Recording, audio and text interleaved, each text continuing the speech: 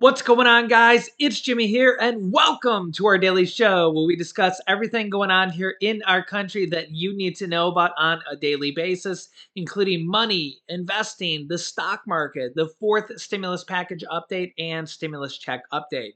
If you haven't subscribed to our YouTube channel yet, make sure to click the subscribe button down below as it's completely free to do so. And remember that new videos come out here every day at 10 a.m., 3 p.m., and 8 p.m. Eastern Standard Time. And also, thanks so much for hitting the like button for us down below. Uh, it's getting crazy in here because both the Fed and the Treasury Secretary have now indicated that it is likely that the U.S. is headed towards a recession. And we're going to talk about what they're going to do about it, which is going to affect our country dramatically. Yeah. As well as the Senate has been up to a lot, which we're going to talk about in this video. And we have a crazy story that we're going to talk about at the end of this video in our latest episode of You Can't Make This Stuff Up. In fact, a lot of these things you could actually put in the category of you can't make this stuff up in today's episode. But the last one is actually particularly you can't make this stuff up. But yeah, let's jump right in. First, we'll go with what's going on here with our economy and could we be headed towards a recession? Even though our economy is growing, this is because of inflation. Yeah, check this out. Janet Yellen just testified before the House Financial Services Committee. She alerted that Russia's invasion of Ukraine will send shockwaves across the global economy. Russia's actions, including the atrocities committed against the innocent Ukrainians in Bucha, are reprehensible, represent an unacceptable affront to the rules-based global order, and will have enormous economic repercussions in Ukraine and beyond. That warning as the Federal Reserve plans to take another step to beat back rising inflation. Today, Fed officials released the summary of their meeting last month, the Fed minutes. They signaled that the central bank could continue to raise interest rates in the coming months. Last month, Fed officials approved their first rate hike in more than 3 years. But the Fed's plan could send the United States into a recession. That word, according to economists from Deutsche Bank. It's the first big bank to make such a bold prediction. Deutsche Bank economists say stocks could plummet by 20% next year and that unemployment could peak around 5% in 2024. For context, the unemployment rate hit a new pandemic low of 3.6% in last month's job report. Andrew Ross Sorkin now, co-host of Squawk Box. Andrew, it's really a pretty grim economic forecast, though the minutes really, they didn't seem so extreme. Grim is maybe in the eye of the beholder in this instance. You know, the economy is doing remarkably, and the truth is it's doing too well. That is actually the problem. I don't know if people want to put it in that context, but that's what is happening. It's doing too well, and wages are not keeping up. And I think there's a realization, and you're hearing it now more and more from the Fed, you can see it in the minutes, a sense that what they have to do is tamp down demand. That's something that policymakers don't ever want to talk about, the idea of tamping down demand, because how do you do that? You do that by raising interest rates. You do that by making things more expensive.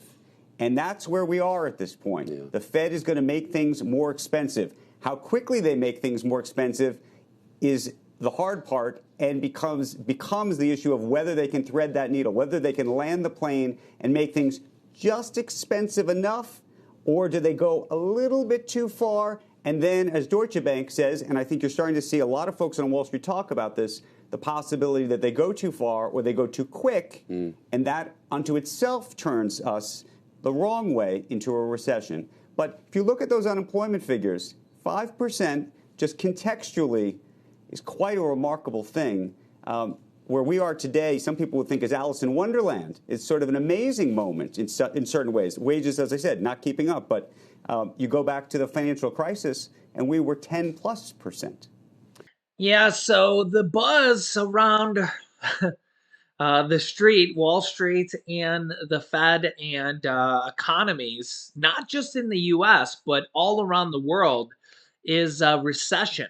and raising interest rates. In fact, the US was actually one of the slower countries and economies to raise interest rates. The Fed in the US finally raised interest rates here only 0.25%. However, they plan to raise interest rates up to 6 more times this year of at least 0.25% more. So that would be 7 times this year alone and possibly more next year. And now they're saying that they could start raising interest rates up to 0.5% instead of 0.25% for some of these interest rate hikes.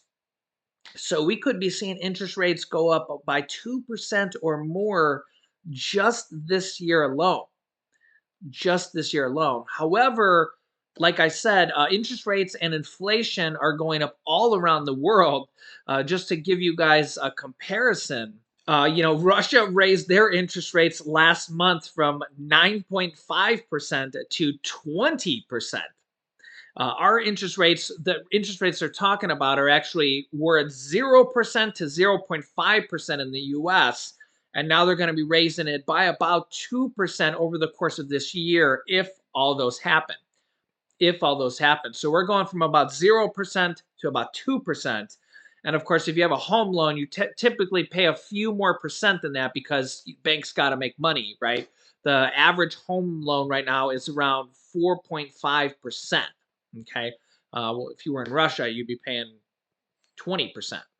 And I remember telling you guys about this story a few weeks ago, about 2 weeks ago, actually. Argentina raised their interest rate to 44.5% as inflation's heating up there, just to give you guys an example of how bad it could be. It's just crazy everywhere.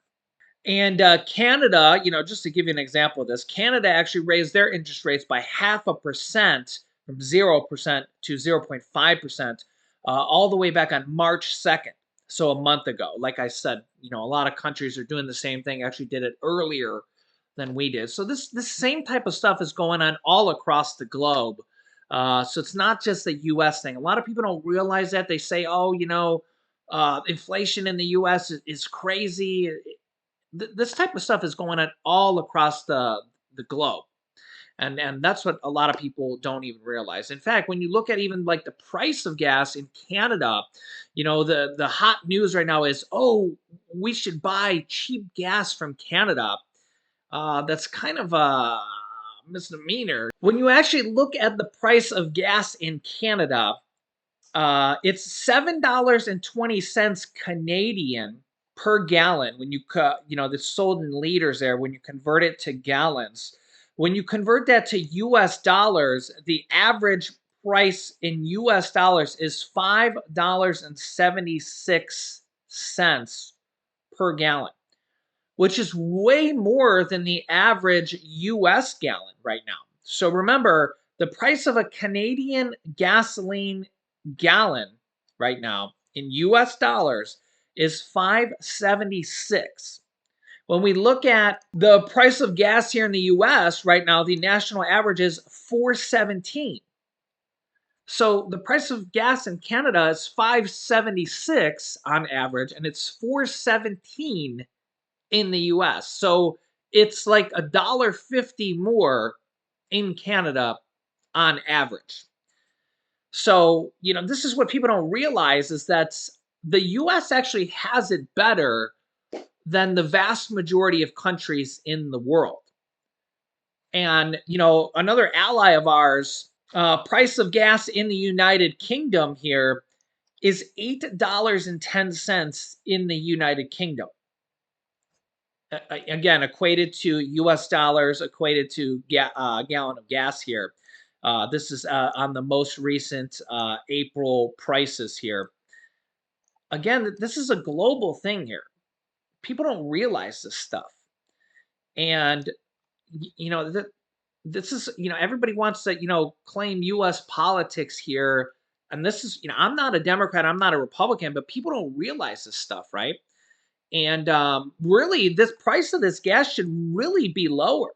It really should be lower because The US oil companies are not lowering the price of gas when the price of oil comes down.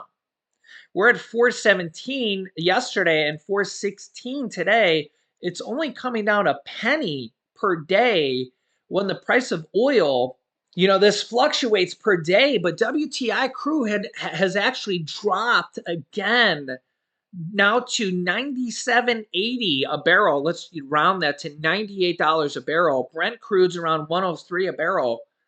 This is down so much. This is down like 35% from the high. Why is gas not down 35% from the high? Literally, the only thing you can equate that to is that the oil companies are keeping the profits. I mean, we're still near an all-time high. If this is down 35%, this peaked at 140 Brent crude. WTI peaked at around 135 just a few weeks ago, I don't know, maybe a month ago at this point. And gas, okay, look, we're at 416 now. The price of gas was 433 on 311, March 11th, and diesel was at the highest was at 513 on March 12th. Look at diesel, it's only 6 cents away from the high. 6 cents. And yet gas and oil is 35% below the high. And this is only 6 cents below the all-time high. Explain that to me. That's not a Democrat thing. That's not a Republican thing. That's not a Biden thing. That's not a Mitch McConnell thing. That's literally an oil company gouging us thing. Yeah, it's just literally, it's sick. It's sick. But on the other hand, it could be a lot worse. You could be paying $8 a gallon in the United Kingdom, or you could be paying, what was it, $5.70 in Canada on average. Now, I know if you live in parts of California, you could be paying that because parts of California are, but that's because California has all sorts of extra taxes, and they also have a special blend because of their environment and stuff. But California is really the only state that actually pays those type of amounts. Remember, the average price here in the U.S. was 417. So my apologies, California, but all the rest of the U.S. is 417, a little higher, a little lower. That's our average. But we're significantly less than a lot of other countries around the world, as I just showed you, just as a few examples.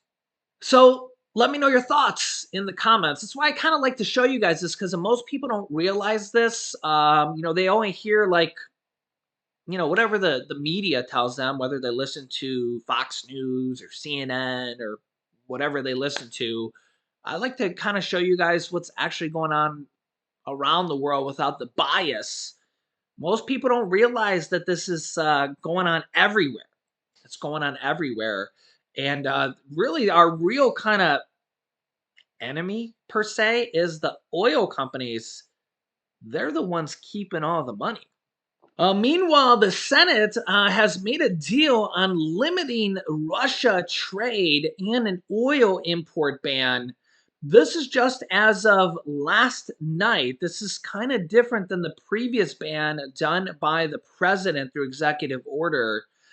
Here's what it says.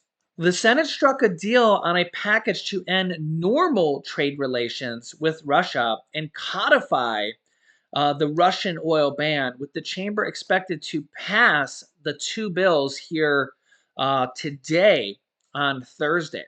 The deal announced late last night comes after the senators told The Hill earlier that they believed they were closing in on an agreement after weeks of negotiations. Quote, "We have reached an important and crucial breakthrough," Senate Majority Leader Chuck Schumer said. "These proposals both have the support of the White House, and it's a big, big deal that we are finally getting them done."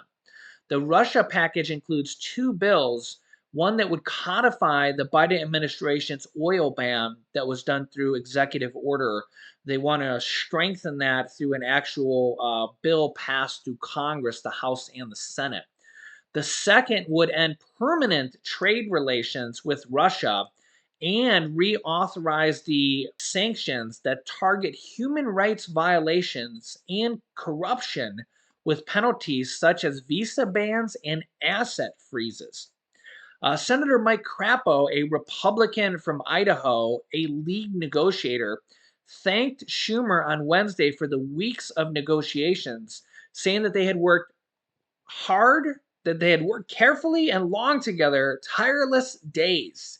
So there's a lot of bipartisan working together here.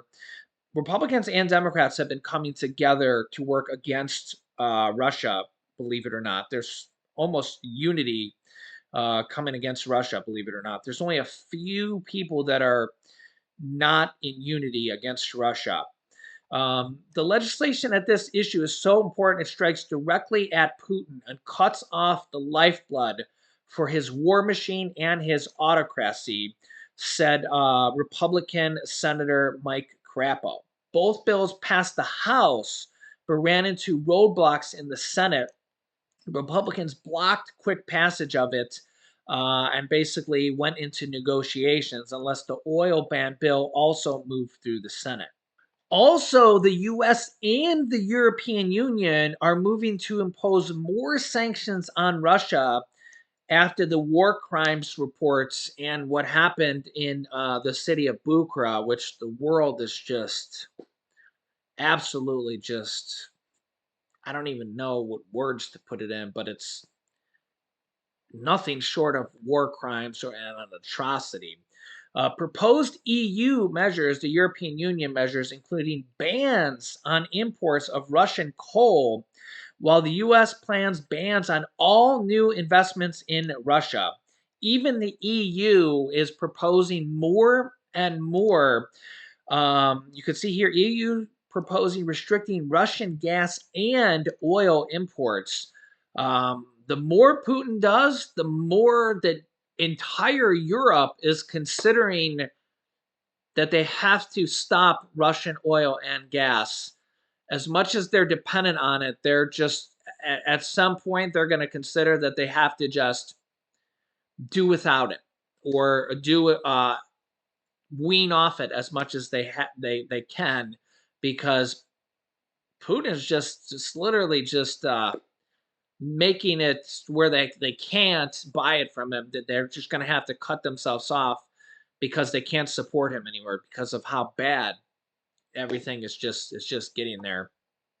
And you can see here, war crimes in Ukraine. Can Putin be held accountable?